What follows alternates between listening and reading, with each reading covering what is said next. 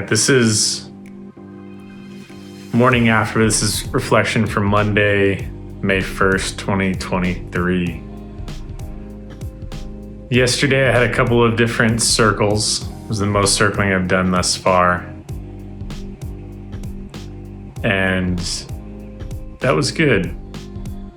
Got to really connect with especially one person. We went for quite a while. And just the opening that happens for me in circling when I'm really with someone. And just feeling into what it's like to be with another human. And then as that changes, as different emotions arise, as different energy arises, as different reflections or thoughts arise.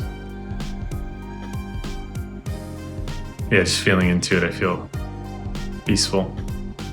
Spent a little time in nature. Again, I did another circle. Yesterday, in part, felt normal. Kind of felt a little bit like life before I entered the space. A little bit of things as usual, which kind of struck me. It was surprising. Didn't like it all that much. There's part of me that was like, no, this is supposed to feel different. That didn't last super long, but yeah, there's a couple of points during the day I was kind of like, yeah, here's life.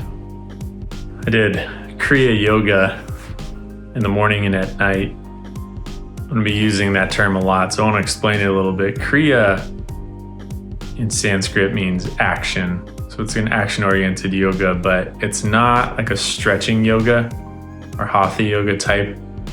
It's a part of the 8 limbs of the philosophy of yoga. It helps build those later limbs.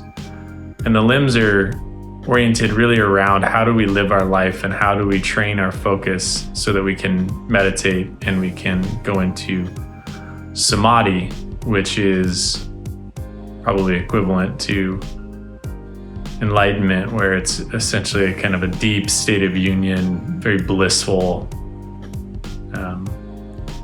merger.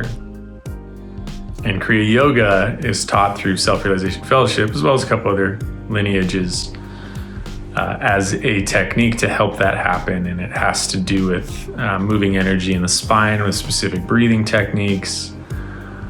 It's not something I'm permitted to teach, but through SRF, it can, people can learn, and again, a couple other areas as well.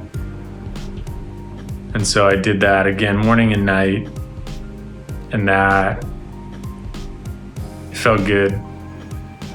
Felt good to, especially the morning session.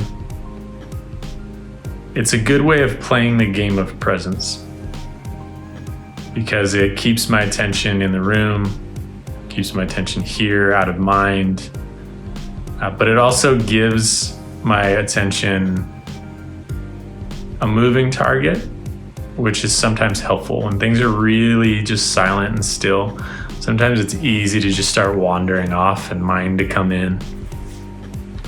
But with a more of an active technique, it gives me something to consistently be doing and focusing on, even though the mind still wanders. I did some just general yoga, hatha yoga as well. Gentle hip and lower back mobilizers. Yeah, and I woke up this morning a little groggy, but I'm feeling like I have more access to spirit today, which, as I've mentioned in past videos, a lot of the time what happens is when I enter these more intense spaces, the access that I have to spirit and just being able to feel the field all around me just disappears. And just like all of the stuff that stands in the way of that, my mental stimulation, my programming, my emotions, all of it just comes in with a vengeance, with a force. and I just lose access. And that happened this time as well. And I've touched in and out of access, but not much, honestly. And today it's here again. And it's just this ever so subtle flow of just percolating vibration. Comes with a sense of interconnectedness. I'm glad it's back. I'm glad it's back. And we'll see. I'd imagine that I will come in and out of it as time goes on. Hopefully deepen into it. All right.